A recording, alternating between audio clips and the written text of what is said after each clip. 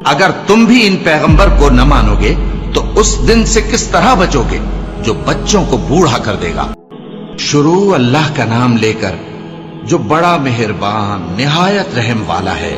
اے کملی میں لپٹنے والے، رات کو قیام کیا کرو مگر تھوڑی سی رات، یعنی نصف رات یا اس سے کچھ کم قیام کرو یا کچھ زیادہ، اور قرآن کو اچھی طرح ٹھہر ٹھہر کر پڑھا کرو۔ ہم ان قریب تم پر ایک بھاری فرمان نازل کریں گے، کچھ شک نہیں کہ رات کا اٹھنا نفس کو سخت پامال کرتا ہے، اور اس وقت ذکر بھی خوب درست ہوتا ہے۔ دن کے وقت تو تمہیں اور بہت سے شغل ہوتے ہیں، تو اپنے پروردگار کے نام کا ذکر کرو اور ہر طرف سے بے تعلق ہو کر اسی کی طرف متوجہ ہو جاؤ۔ وہی مشرق اور مغرب کا مالک ہے، اس کے سوا کوئی معبود نہیں، تو اسی کو اپنا کارساز بناؤ۔ اور جو دل آزار باتیں یہ لوگ کہتے ہیں ان کو سہتے رہو، اور خوبصورتی سے ان سے کنارہ کش رہو، اور مجھے ان جھٹلانے والوں سے جو دولت مند ہیں سمجھ لینے دو، اور ان کو تھوڑی سی مہلت دے دو۔ کچھ شک نہیں کہ ہمارے پاس بیڑیاں ہیں اور بڑی زبردست آگ ہے، اور گلے میں اٹکنے والا کھانا ہے، اور درد دینے والا عذاب ہے۔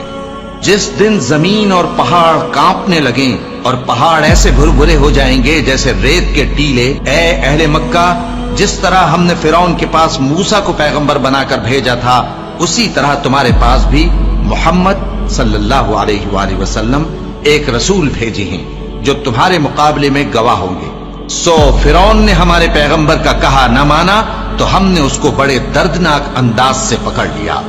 اگر تم بھی ان پیغمبر کو نہ مانوگے تو اس دن سے کس طرح بچو گے جو بچوں کو بوڑھا کر دے گا، جس سے آسمان پھٹ جائے گا۔ یہ اس کا وعدہ پورا ہو کر رہے گا۔ یہ قرآن تو نصیحت ہے، سو جو چاہے اپنے پروردگار تک پہنچنے کا راستہ اختیار کر لے۔ تمہارا پروردگار خوب جانتا ہے کہ تم اور تمہارے ساتھ کے لوگ کبھی 2/3 رات کے قریب اور کبھی آدھی رات اور کبھی تہائی رات قیام کیا کرتے ہو، اور اللہ رات اور دن کا اندازہ رکھتا ہے۔ اس نے معلوم کیا کہ تم اس کو نبھا نہ سکو گے، تو اس نے تم پر مہربانی کی، بس جتنا آسانی سے ہو سکے اتنا قرآن پڑھ لیا کرو۔